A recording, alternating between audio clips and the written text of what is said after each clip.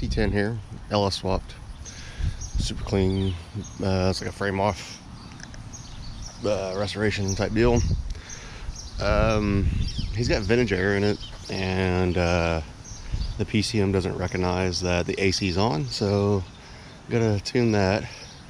I've tuned this truck before, but not with the AC, so I told him to bring it back when it was AC season, so it's AC season now. So yeah, we're gonna make it idle now with the AC on.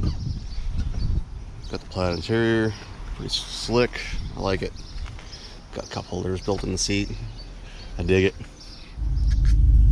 Alright, and we are rolling. So, I tuned this thing, it's got a drive-by-wire setup and stuff on it. Oh, that's probably why it's dying. Long-term fuel trims are maxed out on the bank too. We'll let them warm up, no big deal. It's got a drive-by-wire setup on it, and the pedal is from a diesel, so we had to like adjust the throttle settings and stuff like hardcore in this thing to make it not as touchy. Like you breathe on the throttle and it was like just sitting there trying to haul ass. So another thing with this truck too, it's like it's got some really funky steering angle on the steering shaft. He had to use a couple of like wobble joints, it looks like, to make it clear the steering rack, because he did a whole steering rack suspension on it. I'll show you guys later in the video. Oh, that air feels good. Alright, so he said it dies when you put the AC on, so I'm going to let it warm up a little bit, and then I'm going to put the AC on. Man, it's got some, I wonder if it has an exhaust leak. I can't really hear anything. I'm going to roll the windows up. It's got electric windows, and they're actually quick too. They're not like slow, see? I don't have to pull on them. Okay, that's fancy. Okay, so the AC's on. Oh, it blows nice and cold too.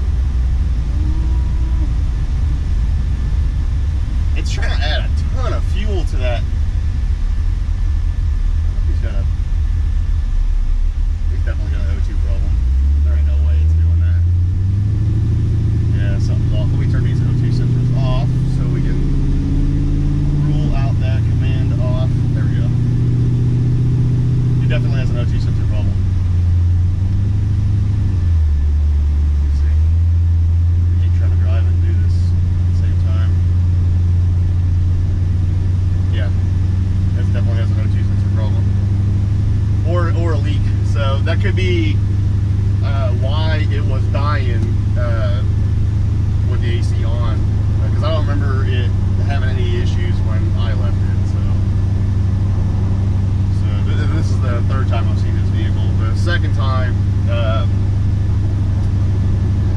it had something.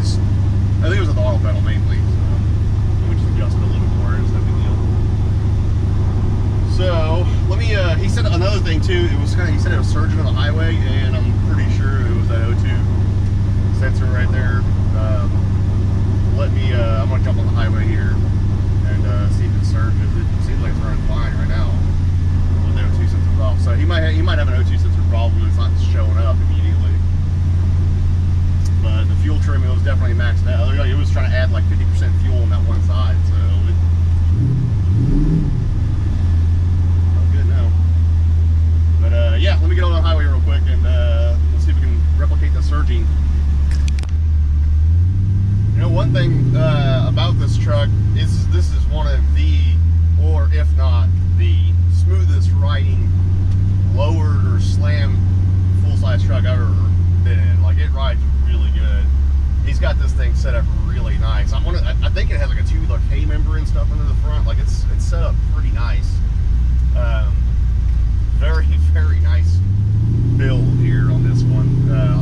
High attention to detail stuff. We're jumping on the highway right now.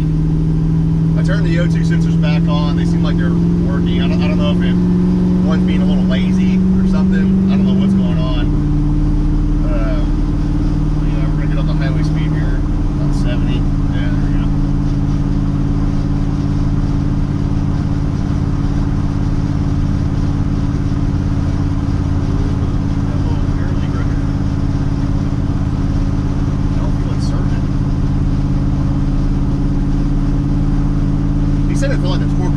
like going in and out of lockup, which is locked right now.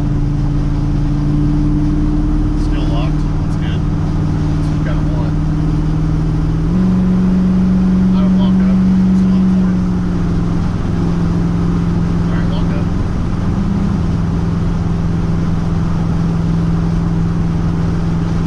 Training temperature good. 150 degrees.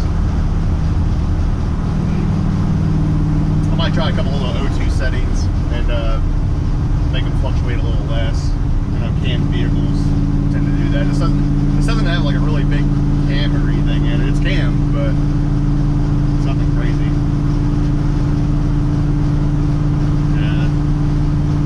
Let me pull over up here and we'll mess with these O2 settings. Probably gonna bump the timing up a little bit here on cruising too. It's only doing like 30, so I'll probably bump it up a couple degrees. Everybody like it. It's not gonna need knob retards though. But yeah, I'll probably aim for about 35 on the highway, cruising, you know, light load stuff. So, all right, yeah, let me pull over. I'm gonna check this log out. Well, I looked at the log. It looked okay. It was a tad rich, like nothing. I mean, like 5%, like nothing even remotely crazy going on. Adjusted some O2 settings, and that's it for now. I'm gonna jump back on the highway here. I grabbed a breakfast burrito from my gas station fish store here. It's too bad they don't have like gas station fish burritos, because I'd probably try that too. So I'm gonna step out. I don't like really eating in customers' cars too much. I'm gonna step out and enjoy this gas station burrito. Ooh, it's like sausage, egg, and cheese. Little monster. I don't ever drink these, but man, that thing just sounded really good this morning. And the view.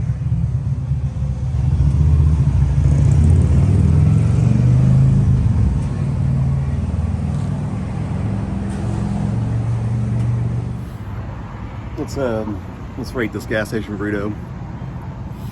I wouldn't recommend it. This is not that good.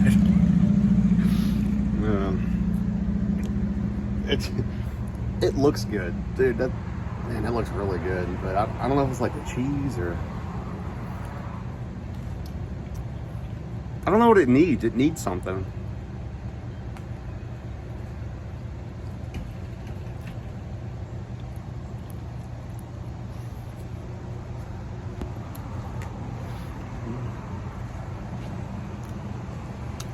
Wait, hold on. I thought it was good. It's dry. That's what it is. It needs some moisture.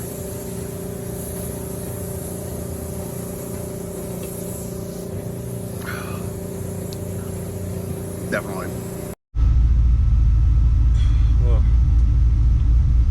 That burrito is not as good as their fish. Man, their fish is awesome here, but that burrito sucks.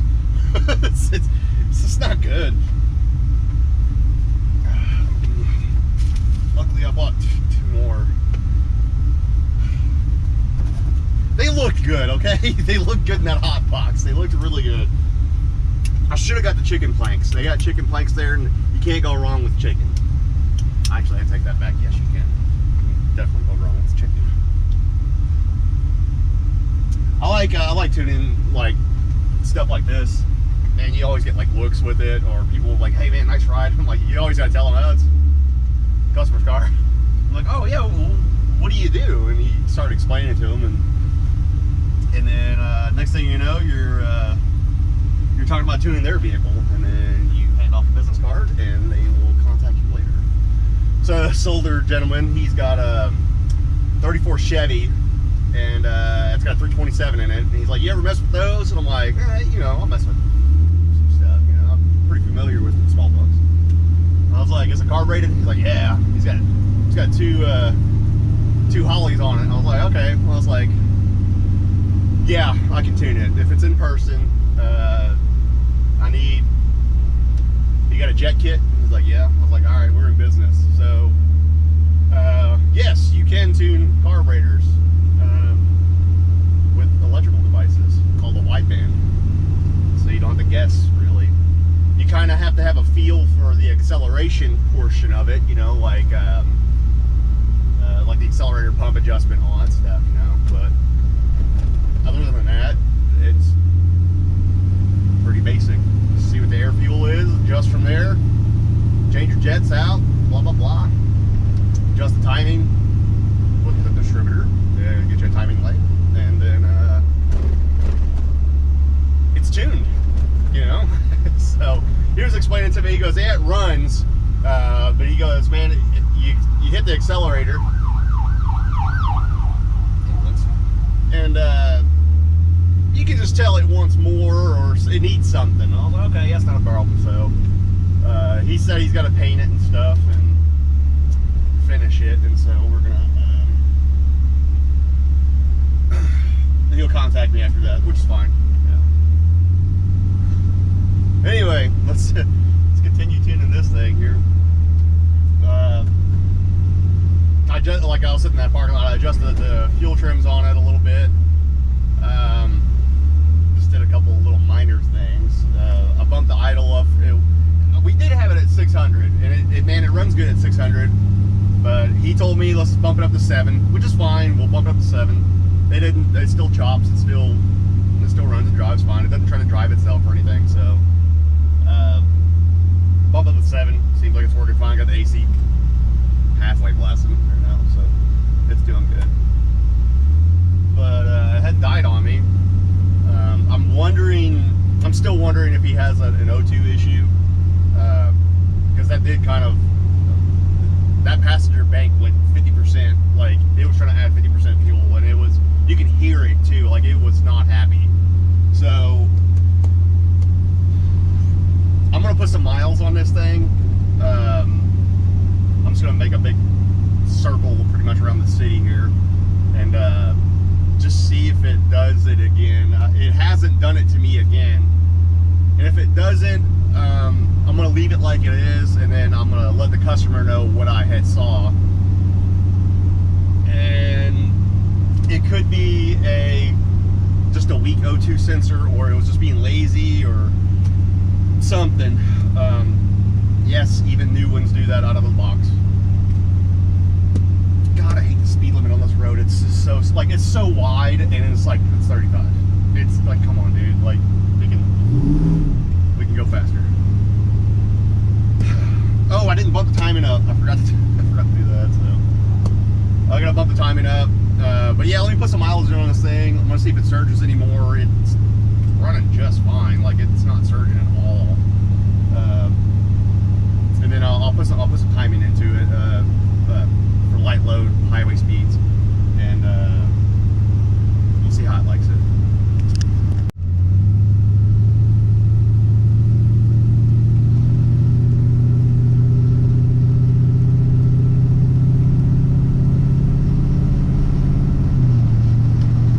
Ooh, that's a nice house for a rent. Too bad I'm not looking for a rental. I know somebody who is, though.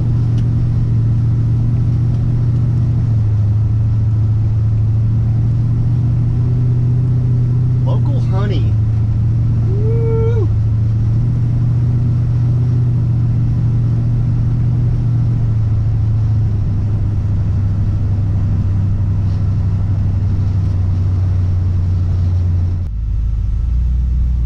You know, while I'm over here, I gotta run the Lowe's.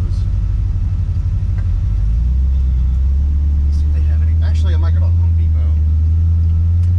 I bought a new toolbox yesterday. I got one of them like 52-inch Husky ones, because like my previous one, it was a Waterloo, and it was like real small, and it eventually, like, 2 drawers broke on it, and I was just kind of done fighting it, so I went and bought a new one. Plus, I needed a ton more room. I need to get like a tool organizer for my wrenches, because they're just kind of laying in there right now. So let me run in here and see what they got for tool organization. Nowhere here, so plus it's 4th of July, so I gotta see if I can take advantage of one of their sales or something. That was a seatbelt that with me. But yeah, let's run in here.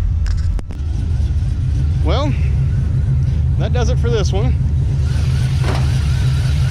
fenders even match the interior, but super cool build.